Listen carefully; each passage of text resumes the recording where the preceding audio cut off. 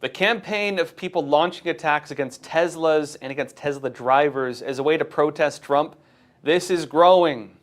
Now look, incidents of arson, vandalism, even shots being fired at Teslas and the people, of course, driving them, these are being reported in various parts of the United States. And as this happens, a website has publicly released the alleged names and even home addresses of every Tesla owner in the United States, and an apparent threat to anybody who's buying these cars. And also in other news, folks, people who receive Social Security will now need to have in-person identity checks. And there's a reason for this. This is taking place amid allegations of very widespread Social Security fraud and the investigations of the DOGE department. We'll be talking about these topics a whole lot more today. Let's jump into it. Now, first off, look, the companies against Tesla, this whole campaign trying to take down the company and everybody who drives them, as a way to protest Donald Trump, his whole administration, this is growing and even getting a lot of backing by kind of the whole left-wing establishment. Incidents of arson, vandalism, these are being reported in various parts of the country. Early Tuesday, a Tesla service center in Las Vegas was attacked with Molotov cocktails, of course firebombed, and vehicles were shot at with a gun, according to police. There are videos going viral of people keying Teslas, scratching them, and so on. Again, and arrests are also being made over this. And it's also not just in the United States. In Berlin last week, 4 Teslas were set on fire. In Europe overall, there are boycotts of Tesla. In Canada, same thing. And also right here, various public figures are even speaking out against the company, kind of joining in this campaign as well. The attacks against the electric vehicle company, these are a way of targeting a private business in order to harm the interests of the company's owner, in this case Elon Musk, as a form of retaliation for his role in the Trump administration. People are attacking Tesla as a way to harm a political figure. Yet on the other side of the issue, the Justice Department is also now saying the attacks could qualify as domestic terrorism. Now, this was the warning that was issued by Attorney General Pam Bondi. She said this, official Justice Department site. Attorney General Pamela Bondi released the following statements this evening regarding a spate of recent attacks on Tesla property and said, quote, "The swarm of violent attacks on Tesla property is nothing short of domestic terrorism. The Department of Justice has already charged several perpetrators with that in mind, including in cases that involve charges with 5-year mandatory minimum sentences. We will continue investigations and impose severe consequences of those involved in these attacks, including those operating behind the scenes to coordinate and fund these crimes," meaning any organization working on this behind the scenes, giving money to, organizing it, they could face criminal charges as well. And that could be big because we'll get into in a bit. Elon Musk has been saying that 5 major Democrat grassroots organizations and several major figures are actually behind this. Now look, the Los Angeles Metropolitan Police Department, the assistant of that, Sheriff Dory Corrin, elaborated more on the attacks that happened Tuesday in Las Vegas in a press conference, saying that what appears to be Molotov cocktails and a gun was used. Watch this. As of now, I can tell you that we believe the suspect approached the business wearing all black clothing, and he used what appear to be Molotov cocktails and a firearm to conduct his attack. At least 5 Tesla vehicles were damaged, to include 2 of which were engulfed in flames. As I mentioned earlier, we're still in the process of collecting evidence, but it appears the suspect fired at least 3 rounds into different Tesla vehicles, so we do believe a firearm was used. Now, the FBI also commented on the Las Vegas attacks during that same press conference, with the special agent in charge of the investigation saying it had hallmarks of a terrorist attack. Watch. Violent acts like this are unacceptable regardless of where they occur, and specifically to those who might think that something like this is justifiable or potentially even admirable, we want to let you know it's a federal crime. We will come after you, we will find you, and prosecute you to the fullest extent of the law. But the investigative arm that is looking into this is the Joint Terrorism Task Force, so that we can get to the bottom of that that question itself. Was this terrorism? Was it something else? It certainly has some of the hallmarks that we might think, the writing on the wall, a potential, political agenda, there's an act of violence. So none of those factors are lost on us.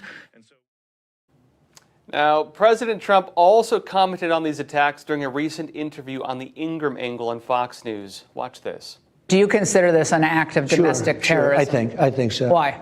I think that if and when they catch the people, and I hope they do, the good thing is they have a lot of cameras in those places, and they've caught some already having to do with that.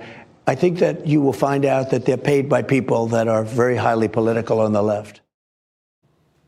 Now, Elon Musk also commented on this. He claimed in a public post on X that 5 leftist organizations, as I mentioned, 5 leftist organizations, Democrat grassroots organizations on the far left, they're involved in the campaign against Tesla. He's saying basically these are the guys running the show, and several major donors and key figures on the left are the ones behind it.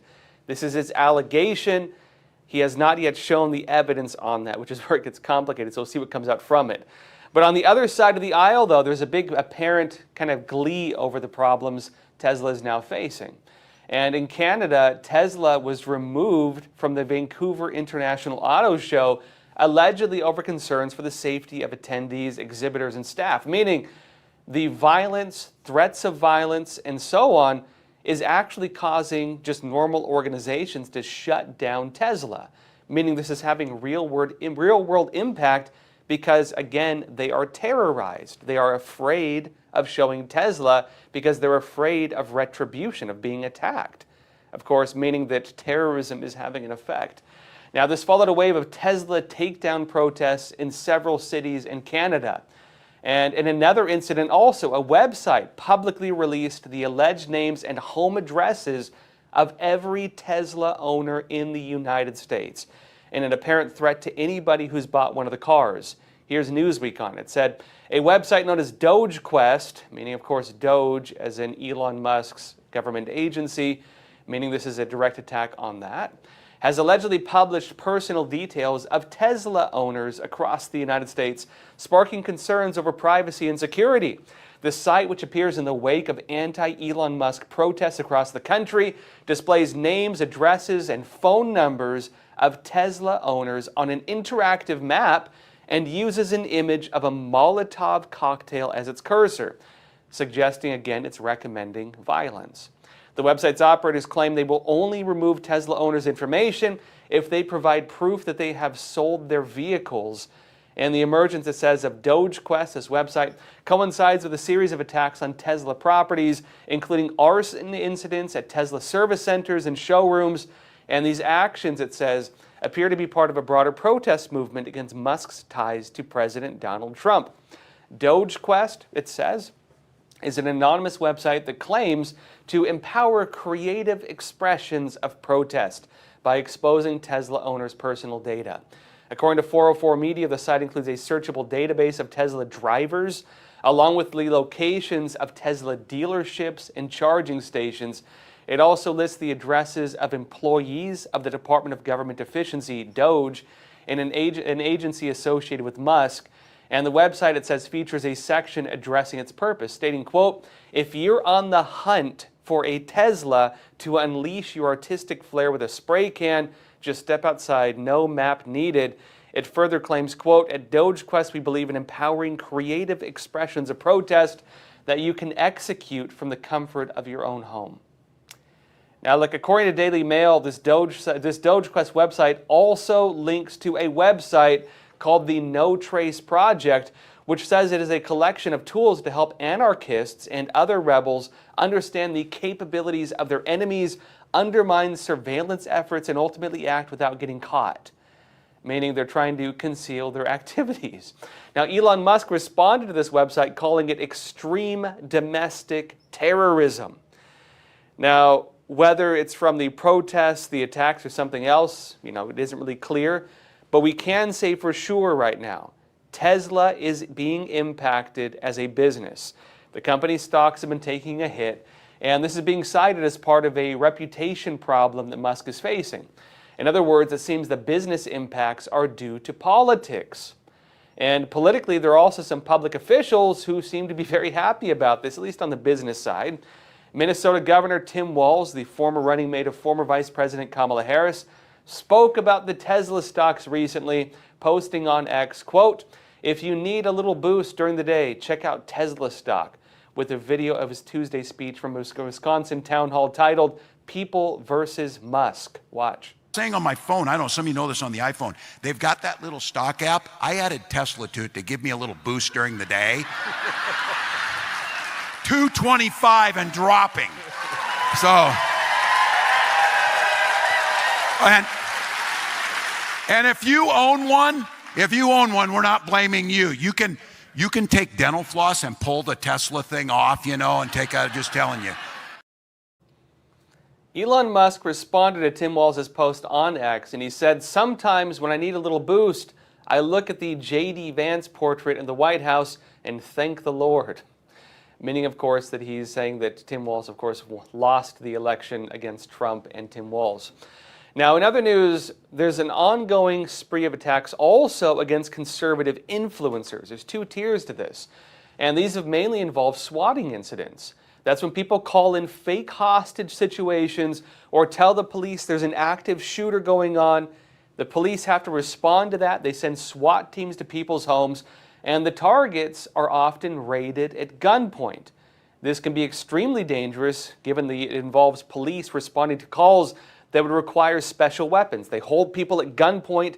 They believe they're going into an incident where someone could be armed and dangerous. Sometimes the people being swatted, they think their house is being robbed, and they sometimes have guns of their own. Now, the targets of swatting are typically taken by surprise.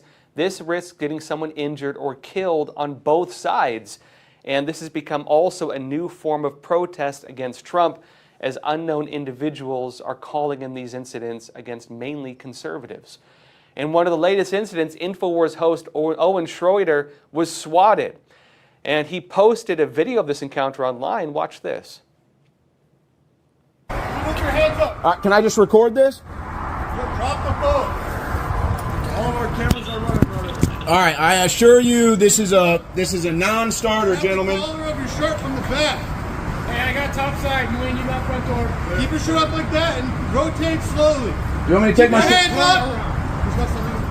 I have nothing. You want me to take my shirt? The collar of your shirt from the top. Pull up, rotate, 360. Turn, slowly, turn, slowly. Stop. Keep your hands up. Put your hands on the back of your head. You're going to walk backwards to the sound of my voice. Start walking.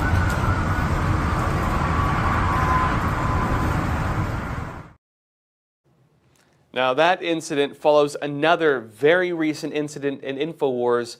One of their staff was murdered by firearm outside his home. It's being said it was a botched robbery. Now, there are different takes on that. If you talk to Alex Jones, he believes that this may have been a murder, may have been targeted. But back to these fake SWAT calls. In another recent incident, author and columnist Larry Taunton, he was swatted at his home as well. He posted videos of the incident on X, and he noted it could have very easily turned deadly.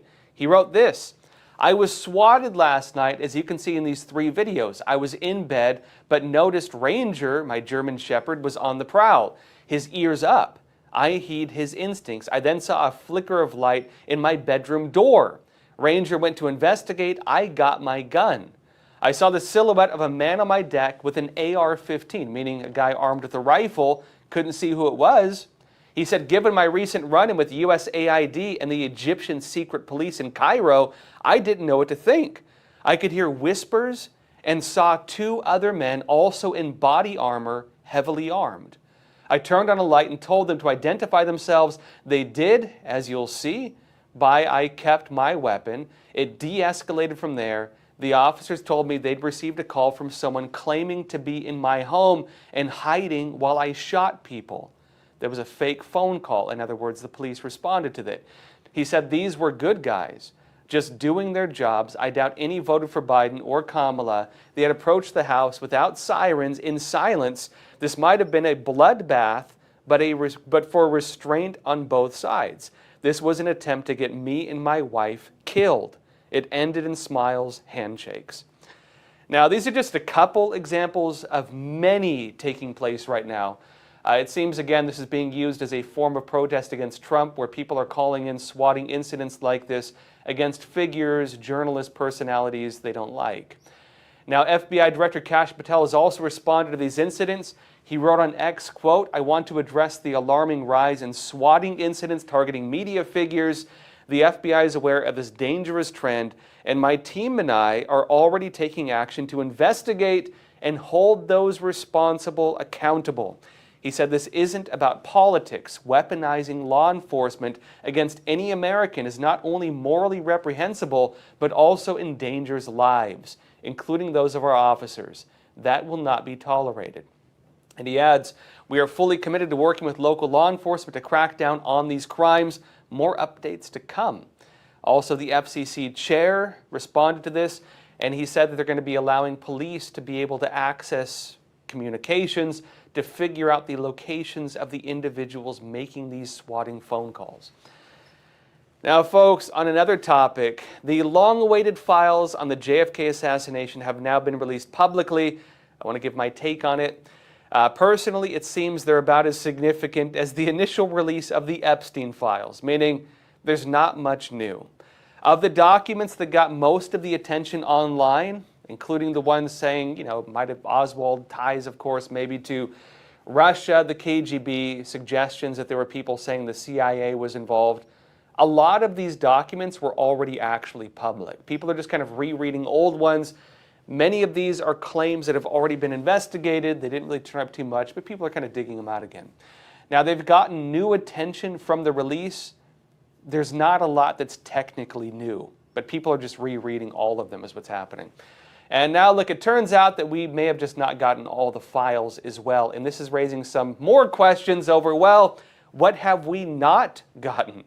Daily Mail said this: "Crucial information was missing from the JFK assassination files released by the Trump administration on Tuesday, according to an expert." It says the transcript of the first conversation between President Lyndon Johnson and CIA Director John McCone after the 1963 assassination has still not been released to the public. And that's the one a lot of people want. And notes that author James Johnson told this to USA Today. It says the document could help answer questions about any possible involvement from Cuba in Kennedy's killing, since the president had famously tried to use the CIA to kill communist dictator Fidel Castro. JFK tried doing that. And notes McCone has previously been accused of keeping incendiary information from the Warren Commission that probed the assassination, as reported by Politico. It adds the sensitive information revolved around the existence of plots to assassinate Castro, which put the CIA in cahoots with the mafia. It notes without this information, the Warren Commission never looked at whether Oswald, the assassin, guy who was actually accused of it, killed as well before he really go to trial, whether Oswald could have had accomplices in Cuba or elsewhere who wanted JFK dead as retaliation for trying to kill Castro. McCone's cover-up was claimed to be benign because he and other top CIA officials wanted the commission to focus on Lee Harvey Oswald, who they truly believed acted as a lone shooter.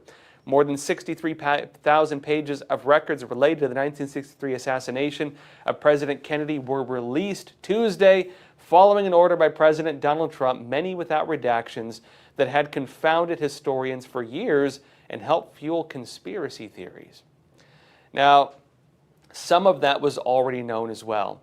That was partly because, when it goes to the communications on Cuba, the assassinations, a lot of that had to do with the Bay of Pigs invasion. That was 1961, 2 years before the assassination. The CIA trained Cuban freedom fighters, many of them Americans, to go and launch a war to retake Cuba from the Castro regime. Now, these freedom fighters ended up getting abandoned. They did not get the support that they were promised from the CIA, from the U.S. government. Many people believe that there was some bad blood in that because, CIA operatives trained these guys, put their faith in them, and then the U.S. frankly abandoned them. They fought incredibly hard, the Bay of Pigs fighters. The battle only ended when they ran out of ammo, and they didn't get backup they were promised from the U.S. government. They were captured by the Castro regime, imprisoned. A lot of them were killed on the way, suffocated. It turned into a very big diplomatic crisis. Many of them died. Many were also later released. I've been to the Bay of Pigs Museum, for example, in Florida. But there's also a whole part of the conspiracy on the JFK assassination that people who are angry about the handling of the invasion may have played a role as well. There's a lot of speculation on it, and so those communications would be important. But as of now, not much has changed with the evidence or the case, even with the new files we've gotten. The other important thing to remember is that the files, the ones we've gotten, they're basically the notes and investigations. And so they're not hard conclusions. Anytime a government investigation is carried out, they speak to witnesses, they speak to basically anybody who has any claim, they document them, and what we got are basically just those claims. There aren't any types of hard conclusions, the kind that maybe people were expecting. Those would normally come out during a trial, and we never got those documents either. Lee Harvey Oswald never went to trial because he was also assassinated. And so if anything, right, the files have done so far, they've kind of reignited a lot of the exact same debates and speculations that have been ongoing since the 1960s. But there's also the bigger question of whether the rest of the alleged files could also be released. And this is now something people are calling for. Now look, on to some other news though. People who receive Social Security will now need to have in-person identity checks. This is as DOGE has announced a major cleanup of Social Security in the U.S. I'll be talking about this more after I come back from a 1-minute break. Experts agree. One of the best ways to protect against financial uncertainty is to diversify your portfolio. Learn how physical gold and silver can secure your retirement funds from today's economic challenges. With a gold IRA from American Hartford Gold, you can safeguard your wealth with no penalties or taxes when you transfer your current qualifying retirement accounts. Call now and our precious metals specialists will send you a free information kit, no cost or obligation. American Hartford Gold, a trusted industry leader with an A+ from the Better Business Bureau, has a 5-star rating from thousands of happy clients. Whether you are getting physical precious metals in a gold IRA or delivered to your doorstep, we offer only the highest quality gold and silver. For your peace of mind, we also offer a no-fee buyback commitment, a low-price guarantee, along with free shipping and free insurance. So don't wait. Call the number on your screen today and secure your financial future.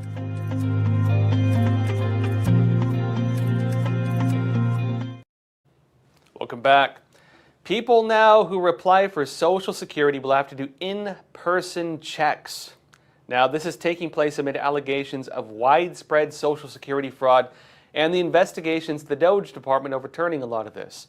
AP said in an effort to limit fraudulent claims, the Social Security Administration will impose tighter identity-proofing measures, which will require millions of recipients and applicants to visit field offices of agencies rather than interact with the agency over the phone, because you can spoof it with AI these days. It says beginning March 31st, people will no longer be able to verify their identity to the SSA, Social Security Administration, over the phone, and those who cannot properly verify their identity over the agency's My Social Security online service will be required to visit an agency field office in person to complete the verification process, agency leadership told reporters Tuesday. It notes the agency will apply to new Social Security applicants and existing recipients who want to change their direct deposit information. So if you're applying for it or if you're changing your stuff, you might need to go there and talk to them. Now, the deeper context of this, kind of the stuff they don't mention to you, is that Elon Musk has been saying that DOGE, these investigations, found some, let's say, pretty big problems with Social Security. This includes recent reports. They've now removed a very long list of individuals who could not have possibly been alive but were getting Social Security. Here's DOGE on it. This is the official Twitter page they have. They say for the past 2 weeks, Social Security has begun a major cleanup of their records. Approximately 3.2 million number holders, all listed age over 120 years old, have now been marked as deceased. How are people over 120 years old still alive, but they were collecting Social Security? And notes that more work still needs to be done. Now look, at least one of the cases had a reported age that was older than the United States itself. I wonder if that was a living person, older than the country, older than the United States. There were also other allegations, including that there were basically no limits on the number of times a single Social Security number could be used. And so you could have almost infinite numbers of individuals using the same Social Security number for different things.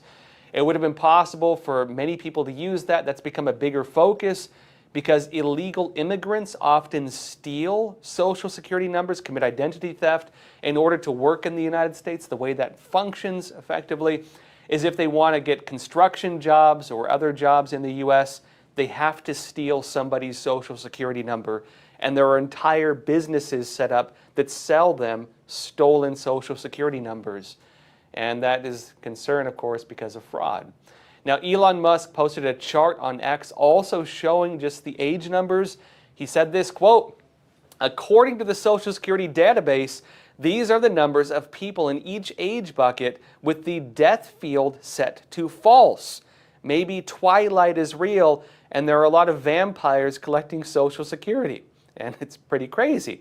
We can see that there are over 1,000 people in the age bracket of 220 years old to 229 years old that are not dead according to the Social Security database. There's even one person, as I mentioned, in the 360 to 369-year-old age range. Not to mention the millions of people in the 110 years old to the 170 years old age bracket. Some pretty old people in this country we didn't even know about, right? Now, Musk has also noted there are millions more people listed as eligible for Social Security than there are even living Americans. Let that sink in. There are more people on this database, millions and millions and millions, than there are even Americans. A user on X brought this up, noting the number of people in the list was around 394.9 million. But the entire population of the United States of America, citizens, it's about 334 million people. And Musk responded to that user saying, yes, there are far more eligible Social Security numbers than there are citizens in the USA. He said this might be the biggest fraud in history. So look, unless every man, woman, child living in the country is eligible for Social Security, along with an additional 60 million people, which is what it's over by, the numbers don't line up. How do you have an extra 60 million people above the entire population of the United States eligible for Social Security? Who are those people? But also look, and that also doesn't even include the ones using the same one multiple times. But also look, not everybody agrees. On the other side of the aisle, there are some saying that all of this is a conspiracy theory. This is a giant conspiracy, although this ties more into speculation of what all the anomalies and the numbers could mean. The Guardian wrote this, quote, "Elon Musk is claiming, without evidence, that Democrats have been using fraud in entitlements like Social Security and Medicare to attract immigrants and boost their voting ranks. Language that also echoes racist right-wing conspiracy theories." And they add, this is why Democrats are so upset about the situation. And Musk said this on a podcast with the Republican Senator Ted Cruz and radio host Ben Ferguson. Musk said, quote, "By using entitlements fraud, the Democrats have been able to attract and retain vast numbers of illegal immigrants and buy voters, basically bringing in 10, 20 million people who are beholden to the Democrats for government handouts and will vote overwhelmingly Democrat." Now keep in mind, this is what they're saying is the conspiracy theory. This is what Musk is suggesting. And Musk also said this is the so-called Department of Government Efficiency, that it will turn off fraudulent payments of entitlements to illegal aliens, as he listed off a long slate of government programs, including Social Security, Medicare, unemployment, disability, and small business loans. Now, they say that's a big conspiracy theory. It's actually not. We do now know that illegal immigrants were actually getting Medicare, unemployment, disability, and small business loans, as well as money for houses and cars. This is confirmed. They say it's a conspiracy theory, although they also allege the broader idea that this is why they were bringing in these numbers of people. They're saying that's the conspiracy. But my personal take, something is definitely off about the numbers when it comes to Social Security. Something does not line up. It does seem evident, we can say at the very least, fraud is taking place. Now, the scale of it or the motive behind it, you can make your own conclusions. There are definitely people who do not want this investigated. There were a lot of attempts to prevent this from being investigated. But we could also need some additional investigations to find out exactly whether this was intentional, whether there's a motive behind it, right? Some broader scheme involved. Because if we're going to allege there's a scheme involved, well, we need answers on that as well. That said, folks, let's jump into some questions. Hit the like button, leave a comment. Let's talk some more. And let's see here. First question. Miss Wilma 2, you're saying, aren't most Teslas owned by libs? Meaning, aren't most Tesla cars owned by liberals?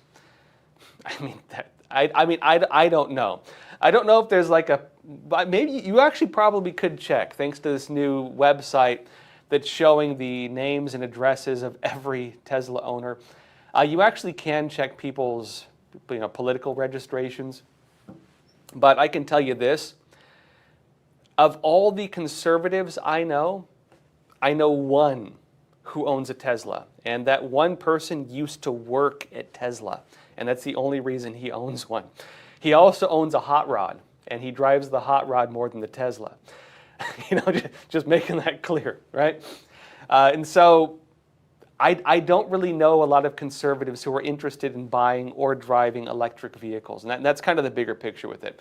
I do think Musk would have a bigger market with conservatives if he made gas-powered vehicles, not electric-powered. Yeah, James Dyson's donating. AOC had a Tesla. Yeah, electric vehicles, they were always kind of more of a left-wing statement because it was tied in with, one of the reasons people might buy them is because it was a subsidized industry. Trump has kind of cut off a lot of that, which you would think would go against the interests of Elon Musk, which I'd say it does, right? He probably lost a lot of money. Yeah, Science Tick, you're saying hybrids. Hybrids are the other option. I would drive a hybrid. I don't think I'd buy an electric car because I live in an apartment and it's kind of hard to it's hard to charge one if you don't have a garage, from what I get. And also if you drive long distances, you kind of have to stop and charge them and stuff. I find it a bit inconvenient personally. And unless you really believe in the vision of electric vehicles, you're probably not going to take that on. I do like hybrids because you get really good gas mileage and it's a lot less hassle. But I do think that electric vehicles have been a lot more of a partisan thing.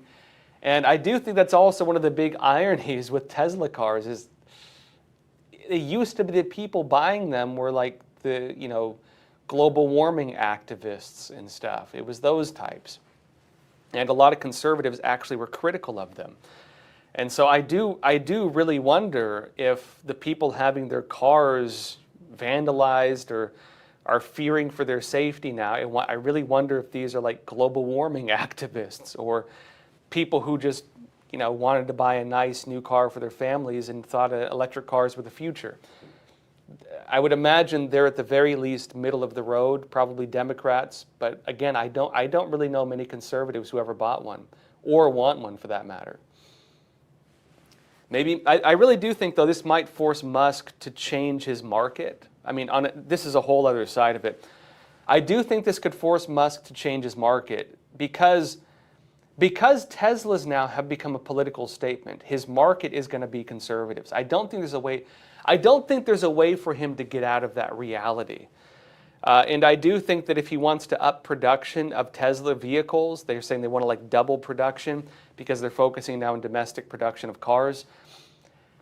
You could say that maybe he could sell these cars in Europe or Canada.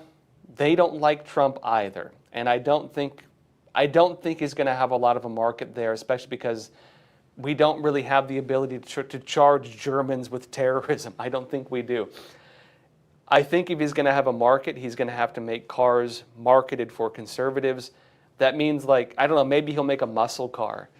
If Trump made a muscle car Tesla, I would probably buy one. I would want one.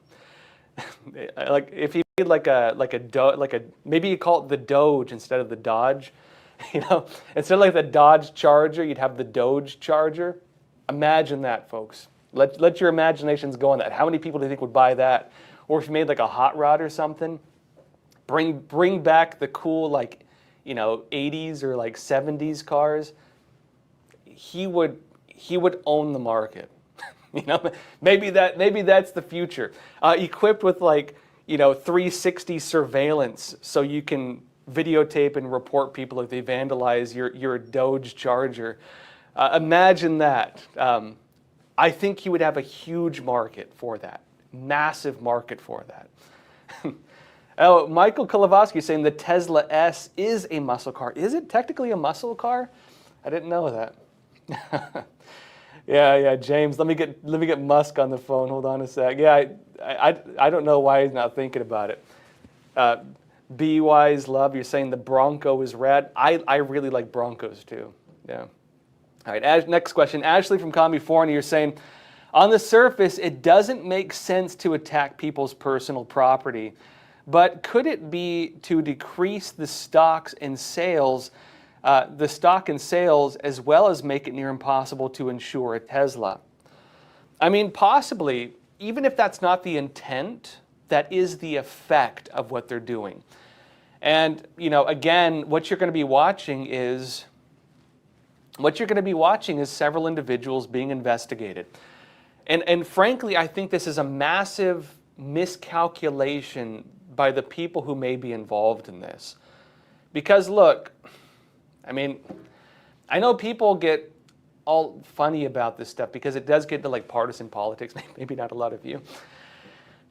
But the reality is, what would normally be considered domestic terrorism has become, for the past decade, an accepted form of protest by the far left.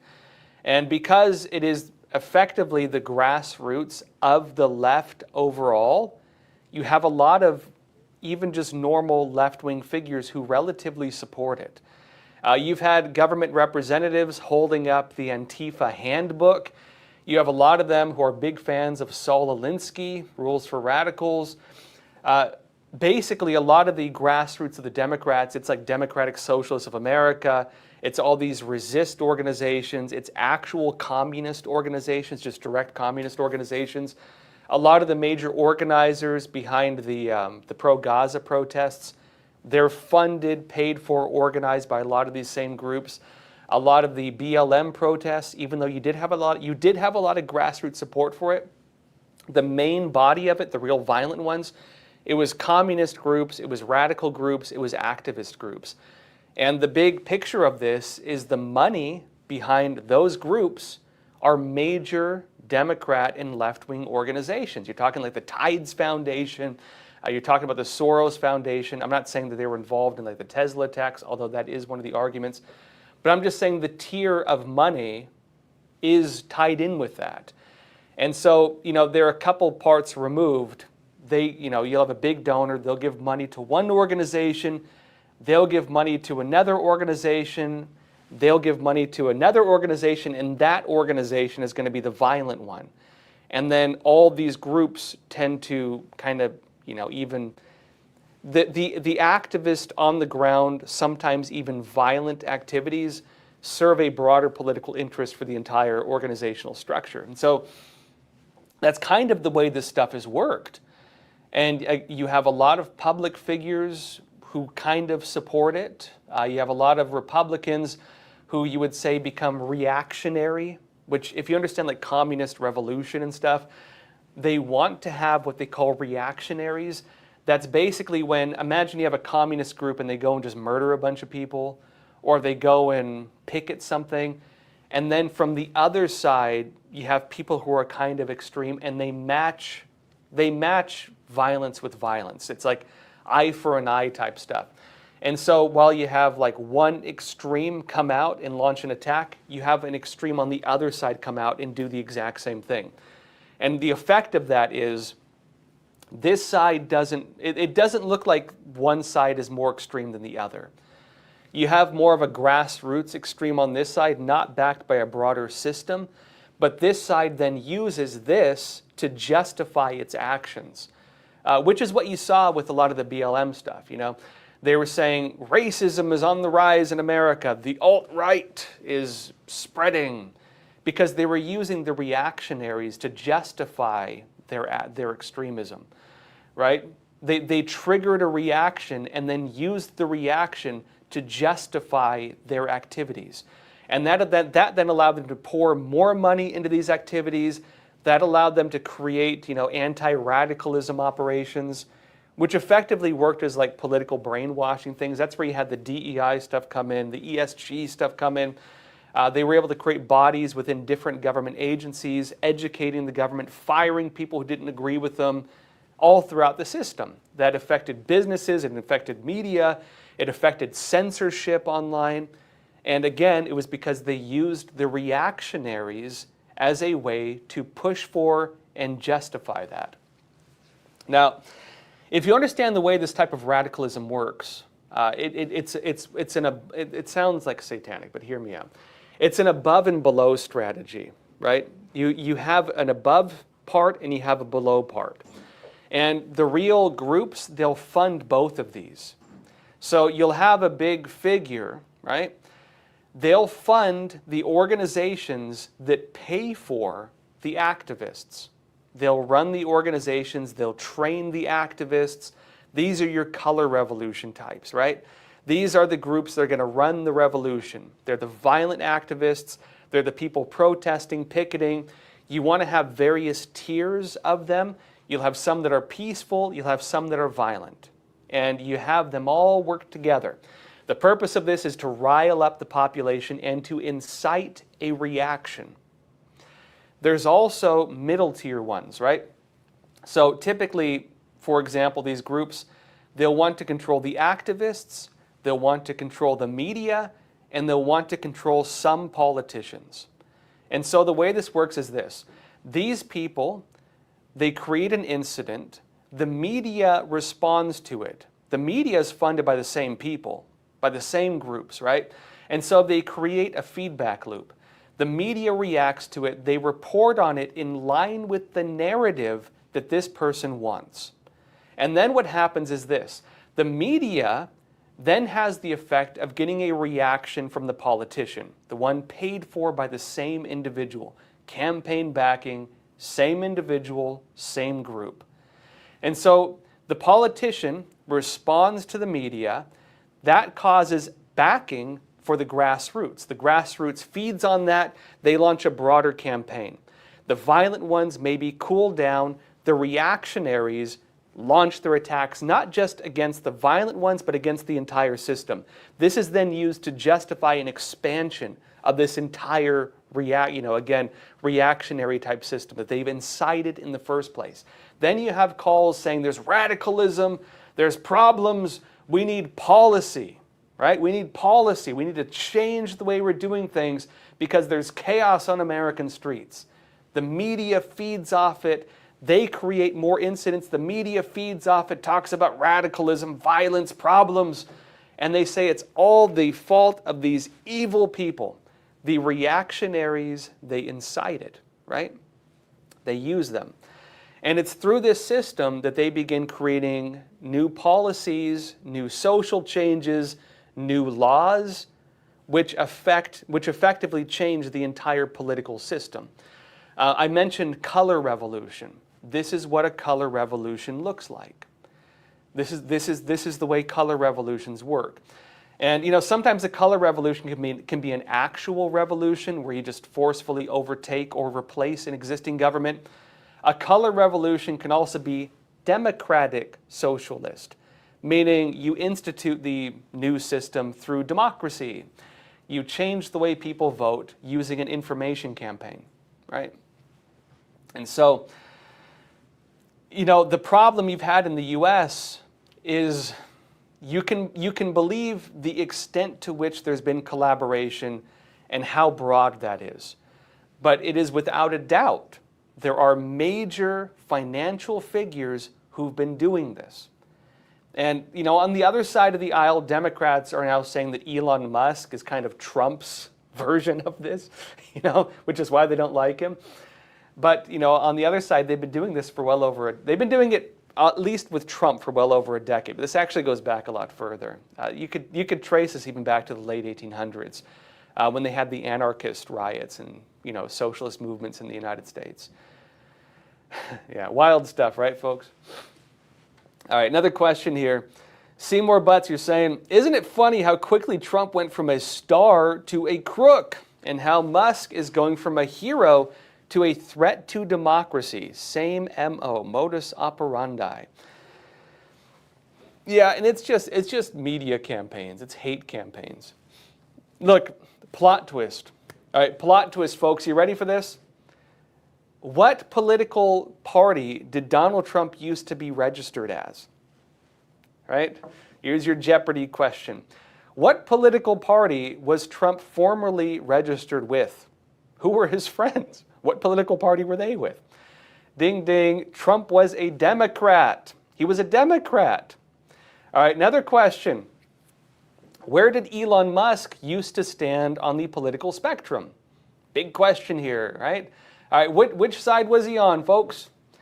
Now, I wouldn't say he was a Democrat, but he was on the left. He used to support DEI. He used to be on that side. Now, what happened? Did they change, or did the political system change and just left them behind? Have Trump's policies or his beliefs significantly changed since the time he was a Democrat? I don't know. What about Joe Rogan? Which side of the political aisle did he used to be on? He was not only a Democrat, but he was kind of on the further left of the Democrats. He was a Bernie Sanders supporter. Now, did his political views change, or did the political system change and leave him behind? You tell me. I think what you're actually seeing right now is that, and I think this is what a lot of people are feeling, they didn't really change. A lot of people, I think, have this kind of, I think it's an American idea, live and let live. Look, I don't care what you do, just don't bother me. You know what I mean? That's the view a lot of Americans have. And I think it's because it is more of a classical liberal idea. I'm not saying it's all like that. I think you do have your hardline. This is kind of the different meaning of traditional conservatism versus traditional liberalism. If you go back to the founding of the United States, John Locke, let's say, the French Revolution arguments, if you were to go back to Frederick Bastiat and the original quote-unquote liberals, if you were a conservative at that time, it meant that you supported the kings. It meant you supported monarchy. And you were very hardline. You didn't think there should be any deviation from pure, absolute enforcement of everything. You know, the Puritans, don't show your ankles or we'll, put you in the stockades and throw tomatoes at you, that kind of thing. You know what I mean? A very rigid society. Conservatism, when taken to an extreme, is a little too overly rigid. You could argue a lot of the Muslim world is very extreme conservative. That's why they stone people to death. If a woman doesn't, cover her hair, they might have her executed in very extreme interpretations of it. That is a very extreme form of it. It's very rigid. Liberalism, as in classical liberalism, is kind of like, I have my standards, I do not hold you to my standards. I hold myself to my standards. Liberalism is leniency. When taken to an extreme, it means you have no values whatsoever. It means that you're a little too wishy-washy. You don't have standards for a society. I personally believe a healthy society is somewhere in the middle. You're not overly rigid, you're not overly loose, right? It means you're not taken to an extreme of either leniency or strictness. And if you were to ask me, I'd say the real debate we have between these two ideas, not just in the US, but most of the world, is actually between leniency and strictness. If you look at traditional values in the East and the West, no matter where you look, they would say the standard should be strict with yourself, lenient towards others. To an extent. It doesn't mean you just tolerate crime and stuff like that, right? Which is the basis of a lot of classical legal systems, the Ten Commandments, the Magna Carta, values, of course, of having your freedom but not infringing upon the rights of others, which is effectively where the middle line is. You are free, but do not infringe the freedoms or the property of other people. That is the middle ground. Now, the issue you have now is that I'd say communism kind of ruined the whole thing, frankly, because communism is extremes. Communism, if you break it, and when I talk about this, I know because people have a lot of name calling when it comes to communism. When I talk about communism, I'm talking about dialectical materialism, the struggle of opposites, the ideology of struggle and the political ideology of atheism applied to politics, right? Dialectical materialism basically means you create two extremes and you use them for social agitation to tear down the culture, religion, and effective, traditions of a society in order to destroy it and then imagine something is going to emerge from the destruction. It's actually a method for destroying civilizations. The communist idea is that, basically you have to destroy everything and then they believe something new will come out from it. It's based on a Hegelian concept called the negation of the negation. If you were to ask me, that's what communism is. It is merely a tool to destroy societies. Communism is nothing beyond that. It's a tool to destroy religion, tradition, morality, faith, belief, and also any structure of a society. And that is all it does. That's all it was intended to do. And the communist belief was that once they achieve communism, when you've destroyed everything, the negation of the negation, they just believe something better is going to come out of it. What will that be? Karl Marx said you don't have to even debate it because nobody knows. But just you got to pass it to find out what's in it, right?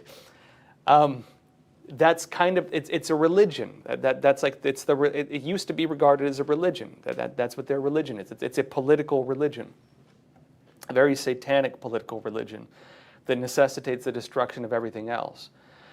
The introduction of communism created a movement to destroy tradition. And it just so happens that conservatives believe in preserving tradition. And so conservatives tended to be, in most places, the part that pushed back against it. And unfortunately, because it involves the moving away from tradition, values, and so on, they managed to capture a lot of people on the left. And that's why we often debate communism as a right-left thing, even though it used to not technically be that way, because again, they want reactionaries on the right. They want an extreme on the right as well, which is why in the French Revolution, you had two extremes in the revolution. You had the Montagnards and the Girondins. One was liberal, one was conservative. This is why, for example, in most societies, you have the extreme left and then the reactionary right. That's how they do it. Struggle of opposites, right?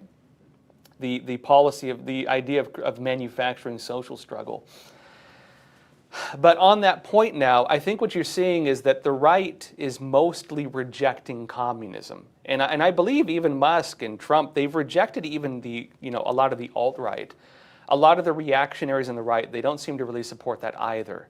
The Nazi, look at those guys marching around wearing all red with like swastikas. Like how many Republicans do you know who actually support those guys?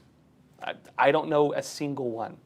I'd say every conservative I know thinks those guys are a psyop. I don't know anybody who supports them. Not a single one. Meaning they're not capturing any of that. Look on the far left. Antifa, all the actual communist organizations running a lot of the grassroots operations, they unfortunately have gotten a lot of broad support. And I do think that unless the middle of the Democrats rejects those extremes, those people are going to pull the whole party down. And I believe a lot of the problems they're having right now is that those people are pulling the whole party down. And the effect of that is they're losing people. They lost Donald Trump. Trump used to be a Democrat. They lost Elon Musk. He used to be more like a libertarian, which is a classical liberal. They're losing a lot of people. And that's why you're seeing this happen. A lot of people say, I did not leave the Democrat Party lost me. It's because they've allowed these extremists to become the face. They're not rejecting them. They need to reject them if they're going to save their party, I believe. On the other side of that, and this is something I meant to mention as well, when we're talking about these Tesla attacks, okay, this is a big if. This is a big if. But you have right now Attorney General Pam Bondi, as I showed you in her direct statements from the Justice Department, say that they are now investigating the attacks on Tesla as acts of domestic terrorism. Terrorism. Actual terrorism. Her exact words. Terrorism. She said that they're not only investigating the people carrying out the attacks and vandalism, but also the organizations and money behind it. Anybody who is funding it, anybody who is organizing it. And who are those people? Well, those are the same individuals I've been talking about. The same ones organizing, funding, running all of those opposition campaigns going back to the early days of the Trump administration. If they actually follow through with it, which frankly is a big if, because they've been doing this for over a decade with no retribution. They've been doing this for over a decade with really no legal pushback. Even in many cases, legal protection, I'd say. Some of them are even actually paid in settlements because they say it was like racist or whatever for the government to go after them. If they go after them, that will tear down the communist, color revolution element, which I believe is harmful.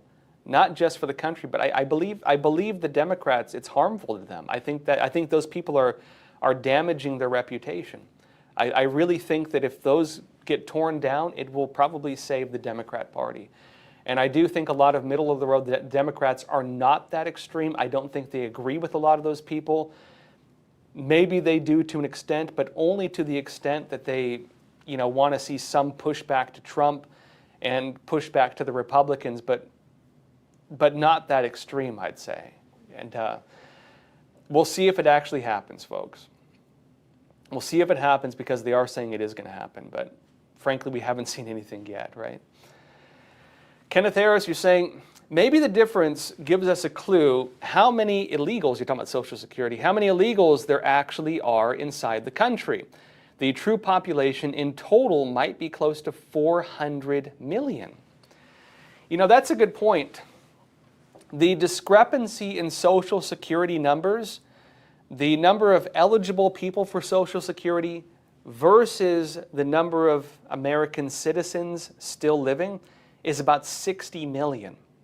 60 million unknown individuals. Who are these unknown individuals? Do they exist? Are they alive? Are they dead? We don't know. But as Kenneth is suggesting, maybe that 60 million could give us an understanding of the number of illegal aliens in the country.